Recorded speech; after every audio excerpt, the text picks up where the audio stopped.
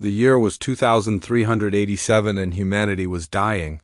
Captain Jake Morrison stood on the bridge of the battleship UES Defiance and watched the last human ships gather around Earth like wounded animals seeking shelter.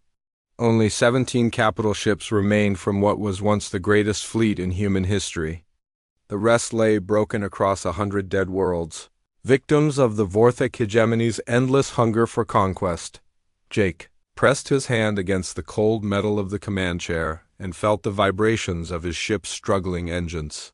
Chief. Mechanic Lisa Harper had worked miracles to keep the Defiance running after their escape from the Proxima massacre, but even miracles had limits.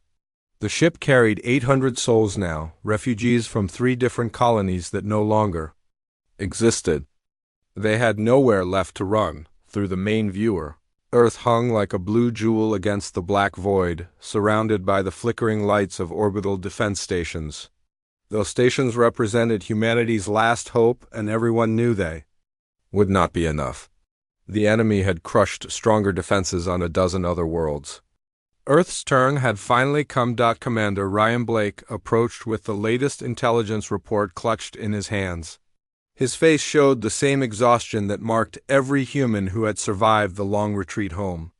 Captain, long range?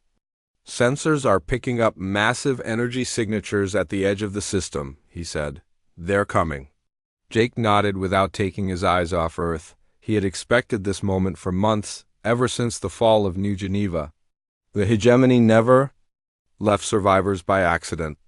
They had allowed some humans to escape each battle so they could follow them home like breadcrumbs leading to the final prize. In the depths of the ship, Sergeant Nicole Ward was training civilian refugees in basic combat techniques. Most had never held a weapon before, but Ward knew that when the aliens came, every human would need to fight or die. She watched a young teacher from Mars try to load a rifle with shaking hands and felt a familiar anger burn in her chest. These people deserved better than this war, but the universe had never cared what anyone deserved. Deep beneath the surface of Earth, President Daniel Carter sat in an emergency meeting with the surviving leaders of humanity. The underground bunker in Geneva buzzed with desperate activity as military officers and government officials tried to find some way to avoid the inevitable. Charts and holographic displays showed the approaching enemy fleet in all its terrible glory. 3,000 ships of alien design led by something the computers could barely comprehend.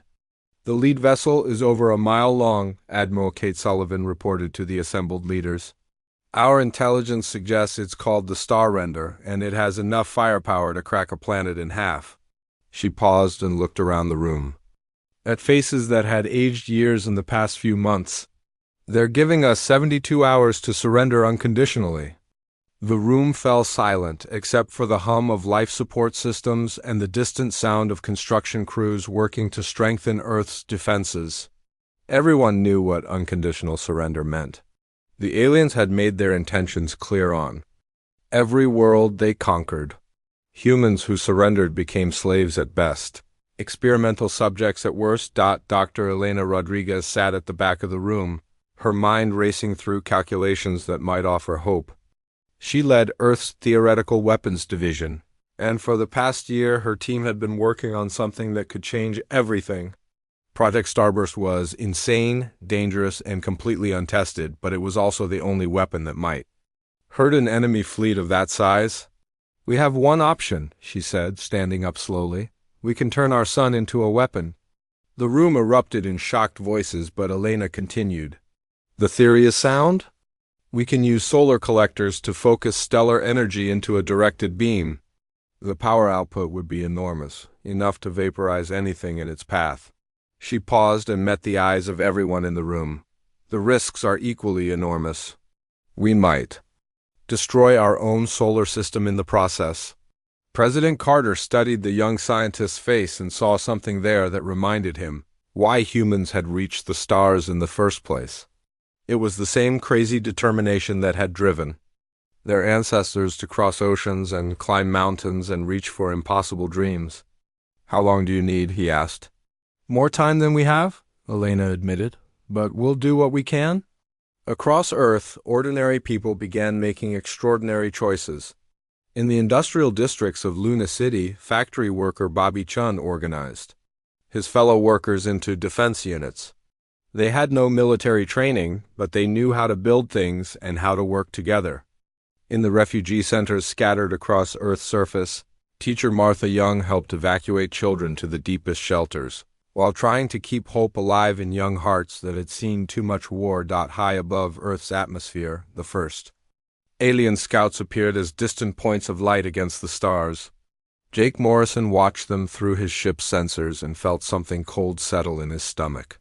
After all these years of running and fighting and losing, the final battle was about to begin. The countdown had started, and humanity had 72 hours to decide how they wanted to die.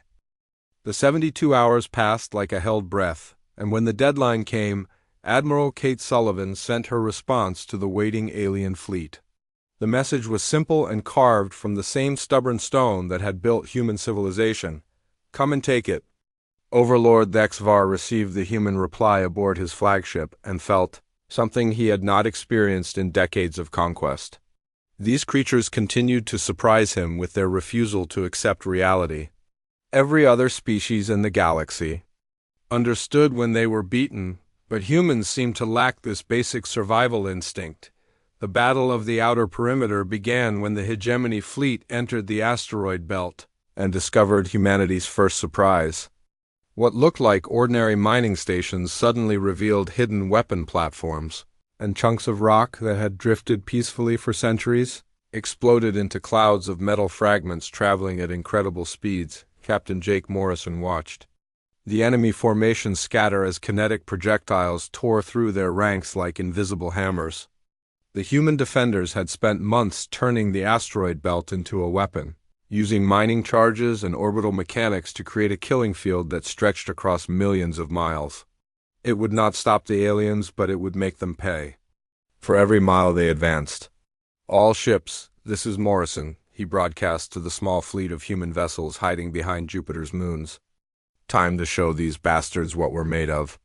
The used Defiance led 6 other ships in a gravity-assisted slingshot around the gas giant, using Jupiter's massive pull to accelerate them directly into the heart of the enemy formation. It was suicide and everyone knew it, but that was exactly the point. Every minute they bought gave Dr. Elena Rodriguez more time to prepare Project Starburst. In the hidden facilities on Mercury's dark side, her team worked desperately to align the massive solar collectors that would focus the sun's power into humanity's final weapon. Lisa Harper pushed the Defiance's engines beyond their design limits as alien weapons fire lit up the space around them. "Captain, we're taking heavy damage," she called over the noise of failing systems. "Hull breaches on decks 7 through 12. We can't take much more of this." Jake nodded grimly and ordered all power to forward weapons. If they were going to die, they would take as many aliens with them as possible. The human ships tore into the enemy formation like wolves among sheep, their smaller size and desperate tactics creating chaos in the ordered hegemony ranks. On Earth, Dr. Rodriguez worked with physicist Peter Kim and engineer Lavra Stone to solve the impossible equation of Project Starburst. They needed to drain the electrical power of 3 planets and focus it through solar collectors that had never been tested at this scale. The mathematics alone were staggering, but Elena knew they had no choice but to make it work. "The power draw will black out Earth completely," Peter warned as he ran calculations on his tablet. "Mars and Venus, too, will be defenseless if this doesn't work." Elena looked up from the control console where she was programming the targeting sequence. "We're already defenseless," she said. "This is our only chance to hit back." In space, the human ships continued their impossible fight against overwhelming odds. Lieutenant Commander Amy Foster commanded the corvette UES Hornet, one of the smallest vessels in the fleet.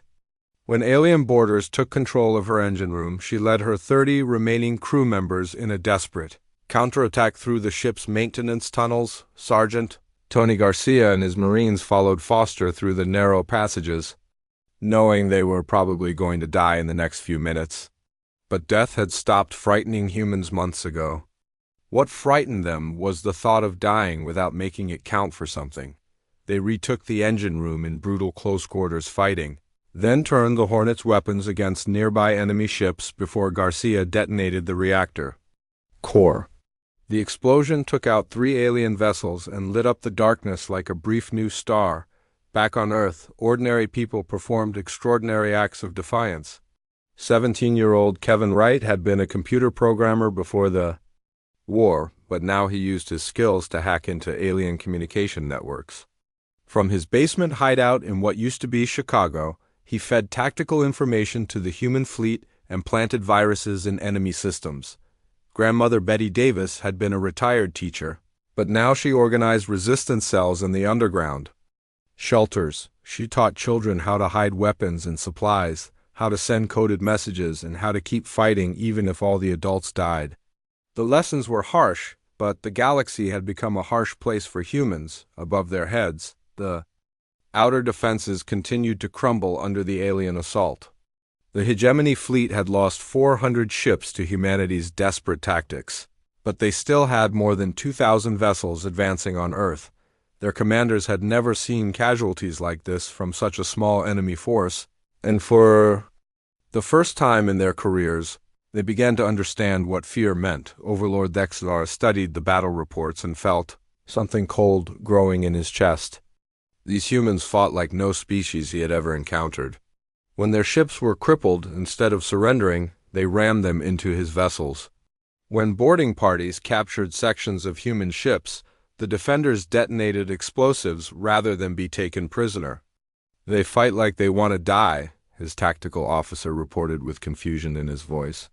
"No," Vexvar corrected, watching another human ship explode rather than surrender. "They fight like they want their deaths to matter."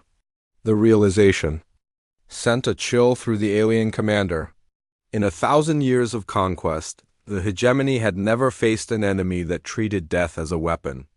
Every other species valued survival above all else, but humans seemed to value something else entirely. Captain Morrison's voice crackled over the emergency frequencies as they used Defiance, now barely more than a flying wreck, made one final attack. "Run. This is humanity," he broadcast to both fleets. "We don't surrender, we don't retreat. We make you pay for every inch." The battle for the outer perimeter was lost, but humanity had proven something important. They could be killed, but they could not be beaten. And somewhere in the depths of space, other alien species monitoring the conflict began to wonder if they had underestimated the small creatures from the blue world. The outer defenses lay in ruins, but Admiral Kate Sullivan had prepared more surprises for the advancing hegemony fleet. As alien ships moved deeper into the solar system, Earth's moon revealed its deadly secret. Massive rail guns built into the lunar core awakened from decades of hidden slumber and began hurling projectiles at 12% of light speed. Captain Jake Morrison somehow still lived, though the used Defiance barely deserved to be called a ship anymore. Chief Engineer Lisa Harper had rebuilt their vessel using salvaged alien technology and pure human stubbornness, creating something that should not have been able to fly but somehow outperformed anything in either fleet. With his crew reduced to 200 survivors, Morrison led hit-and-run attacks using Earth's orbital debris as cover. "Captain, we're getting strange readings from the enemy fleet," Commander Ryan Blake reported from what remained of their sensor station. "Their communication networks are behaving oddly." "Someone's been playing games with their systems?" Morrison smiled grimly as he realized what was happening. Kevin Wright, the 17-year-old hacker working from his basement hideout, had achieved something remarkable. The kid had not just broken into alien computer networks, he had learned to think like them. Every move the hegemony made, human forces seemed to know about in advance. In the underground facilities on Mercury, Dr. Elena Rodriguez faced a crushing realization. Project Starburst needed more time to charge its massive capacitors, but long-range sensors showed the enemy preparing planet-killer weapons. The aliens were done playing games with humanity. They wanted Earth reduced to radioactive dust. "We can't wait for a full charge," she told physicist Peter Kim and engineer Lavra Stone. "We'll have to try multiple smaller bursts instead of one massive discharge." Peter looked up from his calculations with worry in his eyes. Each burst will burn out sections of the solar collector array. We might only get 3 or 4 shots before the whole system fails. Elena nodded and continued programming the targeting sequence. Then we better make those shots count. On Earth's surface, President Daniel Carter prepared to address humanity one final time.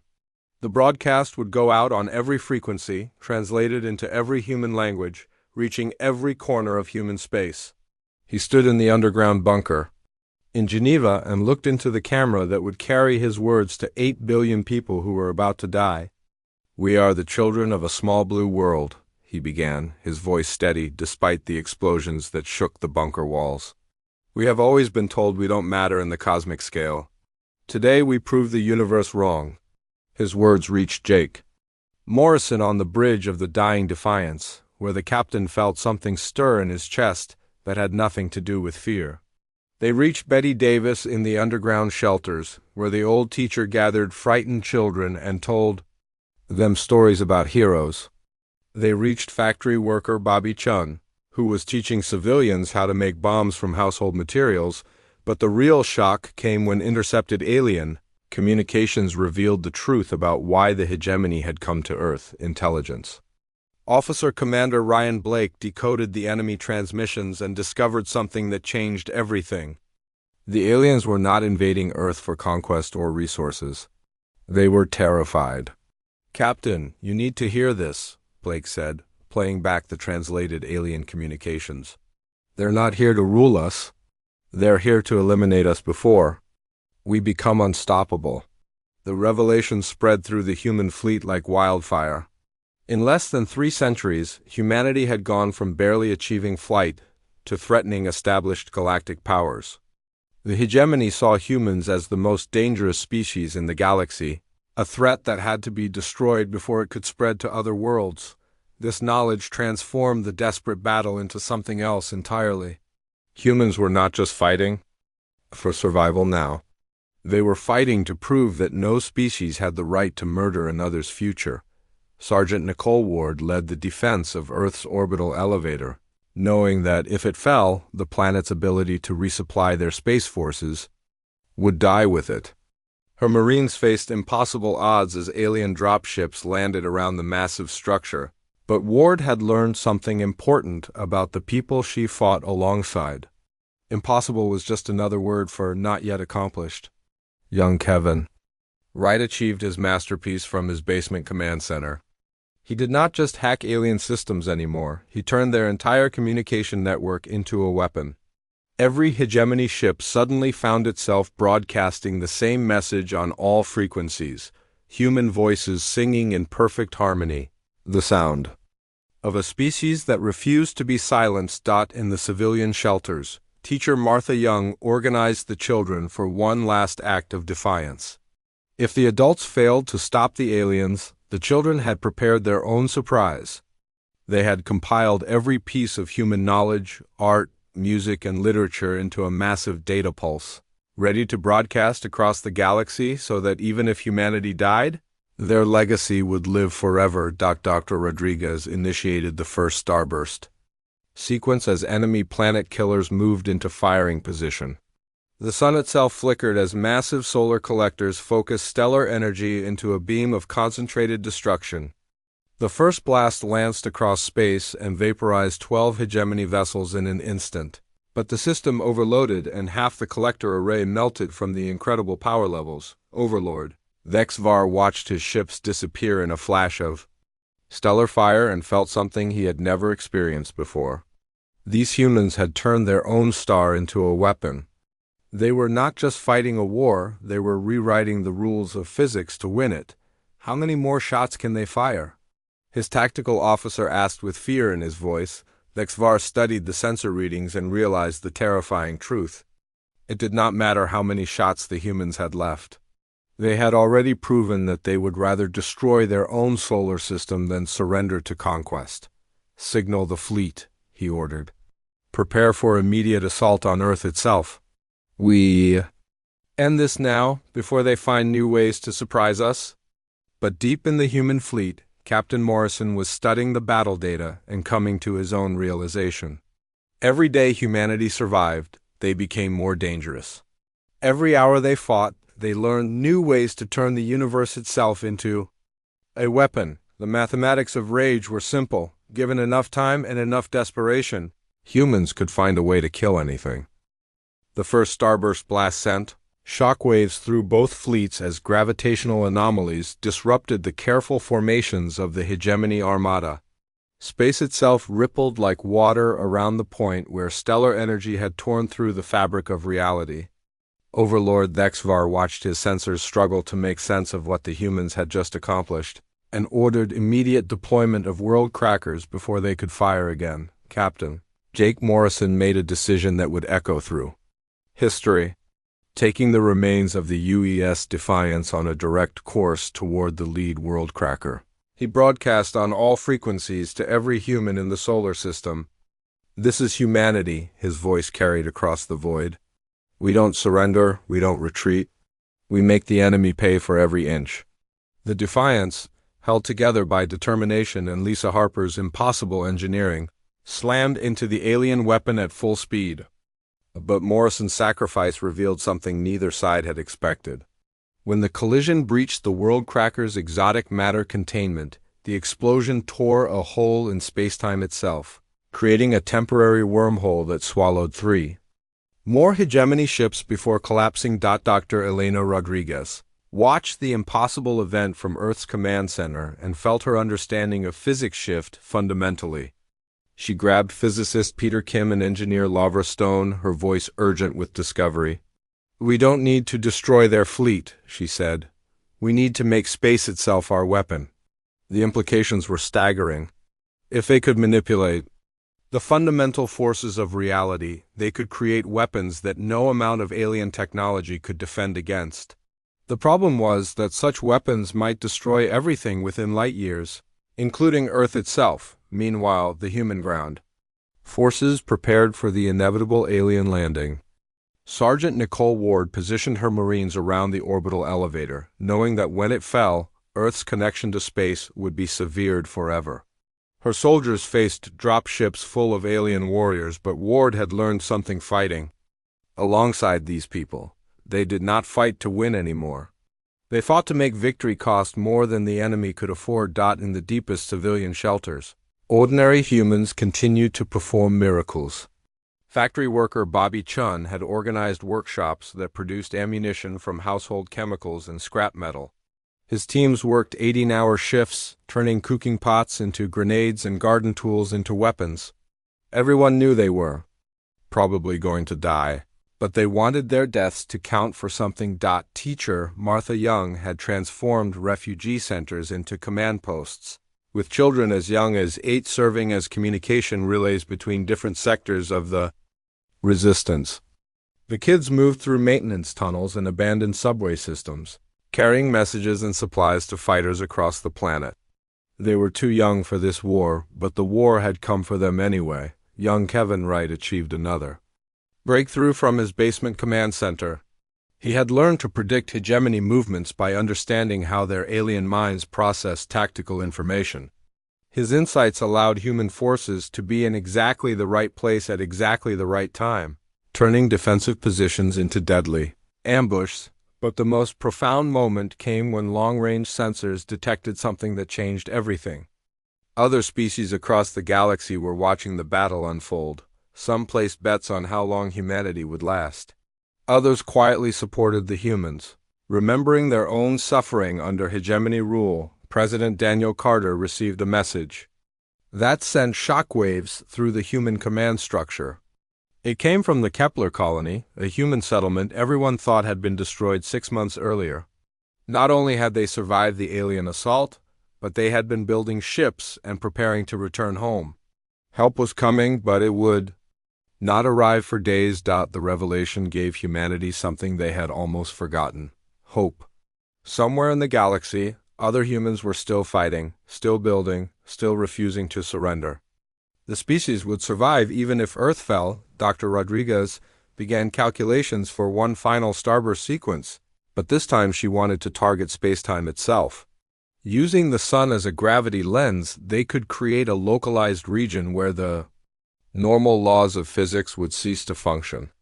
Enemy ships caught in the anomaly would find their weapons useless and their hulls aging. Centuries and seconds, the energy requirements were beyond anything ever attempted. They would need to drain every power source in the solar system and channel it through solar collectors that were already damaged from the first blast. The risk of destroying their own star was enormous, but Elena had learned something important about humanity during the long retreat to Earth. They were willing to break the universe rather than accept defeat, Admiral Kate Sullivan coordinated the final defense preparations as alien landing craft descended toward Earth's surface. Every human ship, from massive battlecruisers to single-pilot fighters, formed a last line of defense around the planet. They were outnumbered 50-1, but numbers had stopped mattering weeks ago. All ships, this is Admiral Sullivan, she broadcast to the fleet. Today we find out what we're really made of. Show them that humanity doesn't go quietly into the night. The response came from hundreds of voices, from Captain Morrison's replacement on the rebuilt Defiance to teenage pilots flying converted civilian craft. They sang in unison, their voices carrying across space on every frequency. We are the children of Earth, and we will not go gently. Overlord Thexvar listened to the human song and felt something cold settle in his chest. In 1,000 years of conquest, he had never heard anything like it. These creatures were singing as they prepared to die, as if death itself were just another enemy to be faced with defiance. As the final preparations completed, every human in the solar system faced the same choice. They could die as individuals, scattered and afraid, or they could die as humanity, united in their refusal to surrender. From Admiral Sullivan in her command bunker to the youngest child in the deepest shelter, the vote was unanimous. They would rather burn bright than fade away. The second starburst sequence began, and this time Dr. Rodriguez was not targeting enemy ships. She was targeting the fabric of reality itself, preparing to show the galaxy what happened when humanity decided that the laws of physics were merely suggestions. The second starburst sequence began with Dr. Elena Rodriguez targeting something no weapon had ever been aimed at before, the fundamental structure of reality itself. Using the sun as a massive gravity lens, Project Starburst created a localized region where the normal laws of physics simply stopped working. The effect was immediate and terrifying. Hegemony ships caught in the anomaly found their weapons firing backwards through time, their hulls aging decades in seconds, their crews experiencing subjective centuries in the span of minutes. It was not just a weapon, it was a glimpse into humanity's willingness to break the universe rather than accept defeat, but the cost was enormous. The energy drain killed power across 3 planets. Earth went dark, Mars shut down completely. Mercury's solar collectors melted from the incredible overload, and the sun itself began showing dangerous signs of instability, its surface flickering with unnatural colors as the star struggled to maintain fusion. Captain Jake Morrison, somehow still alive in the wreckage of what used to be the UES Defiance, found himself drifting in the anomaly zone. What he saw there would haunt him forever, the ghostly images of every human who had ever lived, standing ready to fight one last battle. His grandmother who had died when he was 12, his brother who had been killed at Proxima. Millions of faces he had never seen but somehow recognized as family on Earth's surface. The final ground battle began as Hegemony Marines breached the orbital defenses and landed in the major cities. Sergeant Nicole Ward led her remaining troops in a desperate fight at the space elevator, knowing that every minute they held cost the enemy resources they could not spare. Her Marines were outnumbered 100-1, but Ward had learned something important about impossible odds. They were just numbers, and humans had never been good at accepting what numbers told them.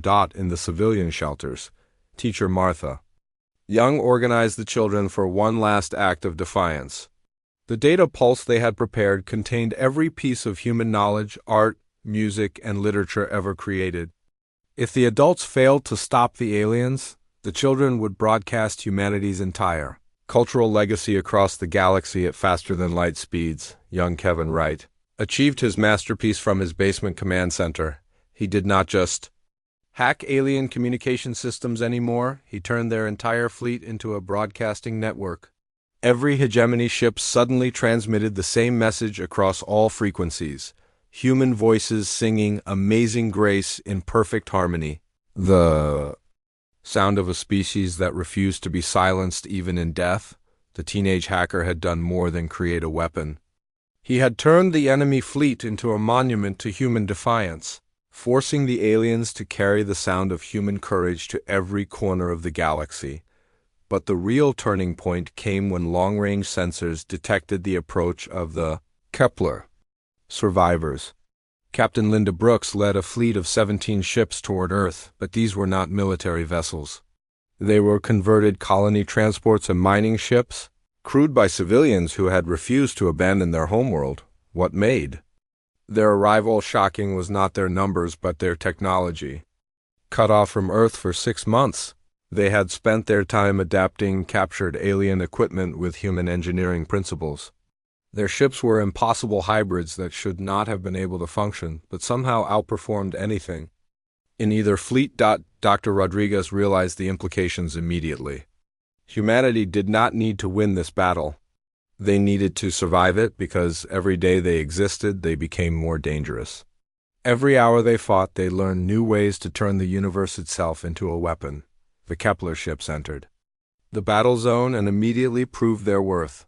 Captain Brooks led her civilian fleet against hegemony forces with tactics that made no sense by any known military doctrine. Mining ships used their drilling equipment to bore through alien hulls.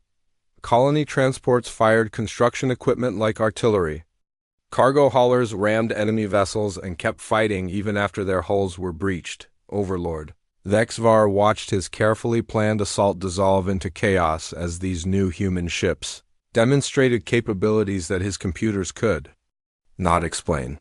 How did a species that had barely reached the stars create technology that surpassed civilizations millions of years old? The answer came when his intelligence officers decoded human communication frequencies. These creatures did not just adapt alien technology, they improved it by applying principles that no other species had ever considered. They took systems designed for efficiency and rebuilt them for raw performance. They removed safety protocols that limited power output. They turned every limitation into a challenge to be overcome. Dr. Rodriguez began the final starburst sequence as the sun reached critical instability. This time, she did not target space or time or matter. She targeted information itself. The pulse that emerged from the dying star carried every human thought, every memory, every dream across the galaxy at speeds that made light seem slow. The information pulse spread beyond the solar system in seconds, carrying the complete story of humanity to every planet, every space station, every alien civilization within 1,000 light years. It told the story of a species that had climbed down from trees and reached for the stars. It carried the memory of every human who had ever lived, every act of courage, every moment of love, every refusal to accept defeat. As the pulse expanded across the galaxy, something unprecedented happened. Other species began broadcasting messages of support. The galaxy discovered that the hegemony's peaceful expansion had actually been conquest and genocide, and humanity's defiance had given others courage to speak the truth. On Earth, the final defenders linked hands as stellar fire approached the planet. President Carter, Admiral Sullivan, Sergeant Ward, and millions of ordinary humans faced the end together. They were not dying as individuals. They were becoming part of something larger than themselves. The sun continued to destabilize, but Dr. Rodriguez had one final gambit. Instead of letting it explode randomly, she began guiding the stellar detonation into a shaped charge. If they were going to die, they would turn their death into a weapon that would reach every corner of the galaxy. Captain Morrison, still somehow alive in the reality anomaly, witnessed something that would become legend. He saw every possible future where humanity survived, and in all of them, humans spread across the stars not as conquerors but as liberators. carrying the flame of freedom to species that had forgotten what it meant to be free. The shaped supernova began to form as Earth's defenders made their final stand. They had lost the battle, but they were about to win something more important. They were about to prove that some things were worth dying for. The final battle began not with weapons but with words. As the human information pulse spread across the galaxy at impossible speeds, something unprecedented happened. Other species began broadcasting messages of support, breaking centuries of silence under hegemony rule. The galaxy discovered that humanity's defiance had given them permission to remember what freedom meant. Overlord Vexvar received these alien transmissions aboard his flagship and felt his greatest fear becoming reality. This had never been about destroying one troublesome species. This had been about preventing a revolution that could topple the established galactic order. And despite his overwhelming military advantage, he was already losing. The destabilized Sun reached critical mass as Dr. Elena Rodriguez initiated her final gambit. Instead of allowing random stellar explosion, she guided the dying star's energy into a shaped charge that would carry humanity's defiance to every corner of the galaxy. The supernova would not just destroy the solar system, it would become a beacon visible across 1,000 worlds, announcing that some species chose to burn bright rather than fade away. Captain Jake Morrison, still somehow alive in the reality anomaly created by the second starburst, experienced something that would become galactic legend. He witnessed every possible future where humanity survived, and in all of them, humans spread across the stars not as conquerors but as teachers, showing other species how to break the chains of servitude. On Earth's surface, the final defenders made their choice. President Daniel Carter stood with Admiral Kate Sullivan in the command bunker as alien forces closed in around them. Sergeant Nicole Ward led her last few Marines in a desperate fight for the orbital elevator. Factory worker Bobby Chun and teacher Martha Young gathered with millions of ordinary humans in the deepest shelters. None of them spoke of surrender. They had moved beyond fear, beyond hope, beyond everything except the simple determination to make their deaths count for something larger than themselves. They linked hands across continents, 8 billion people becoming one voice that sang defiance at the uncaring universe. Young Kevin Wright broadcast one final message from his basement command center, his teenage voice carrying across every frequency in the galaxy. "This is humanity," he said. "We were here, we mattered. We chose freedom over survival and tomorrow over today. Remember us not for how we died, but for how we lived and how we made the universe tremble with our defiance." The shaped supernova reached Earth as the planet's defenders stood together. But instead of simple destruction, something miraculous happened. The combination of human will, alien technology, and stellar energy created a transformation that no computer could have predicted. Earth did not die in the stellar fire. It became something new, something impossible. The planet transformed into a star in its own right, a brilliant beacon that would shine across the galaxy for millions of years. But this new star carried something no other celestial body had ever possessed: the complete memory of every human who had ever lived, preserved in patterns of light that would tell their story until the end of time. The hegemony fleet, caught between the reality anomaly and the approaching stellar transformation, faced a choice they had never expected. Overlord Vexvar looked at his tactical displays and realized that victory had become meaningless. He could destroy what remained of the human fleet, but he could not destroy what humanity had become. The new star that had been Earth began broadcasting its message across the galaxy, and Vexvar finally understood what he was really fighting. Humanity was not dangerous because of their weapons or their technology. They were dangerous because they were willing to die for ideas, and ideas could not be killed by any weapon ever built. "Signal the fleet," he ordered with something like awe in his voice. "Cease fire." His tactical officer stared at him in shock. "Sir, we have them beaten. We can finish this." Vexvar watched the new star pulse with patterns of light that somehow conveyed the entire history of human civilization. "No," he said quietly, "they have finished us." The surrender came not from humanity but from the hegemony itself. Faced With an enemy that had turned death into victory, Overlord Thexvar made the decision that would define the next age of galactic history. He ordered his fleet to stand down, not to save his ships. But because he had realized something terrible and wonderful, humanity had not just won a battle. They had proven that some things were worth dying for, and that lesson was spreading across the galaxy like wildfire. Species that had accepted slavery for millennia were beginning to remember what rebellion meant. The transformed Earth continued to pulse with its message of defiance, and across the galaxy, other species began to listen. Colonial worlds declared independence, slave populations rose in revolt.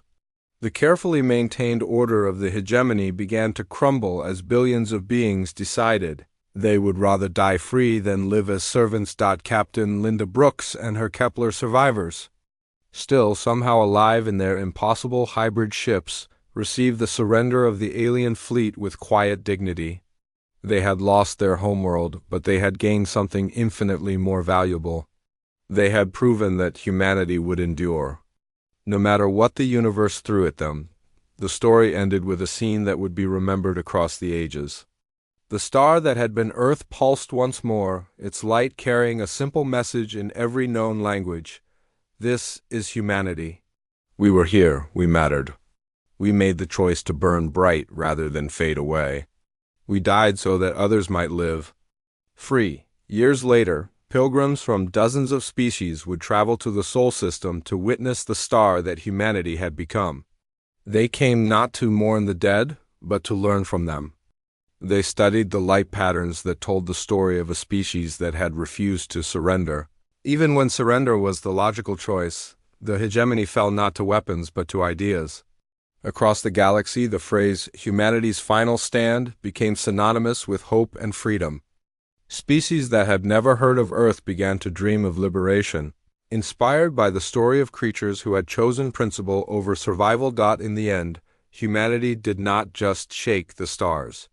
They taught the stars to shine brighter, and their light would guide the galaxy toward freedom for generations yet unborn. They had lost everything and won everything, proving that sometimes the greatest victory comes not from surviving, but from making your sacrifice mean something that outlasts the universe itself.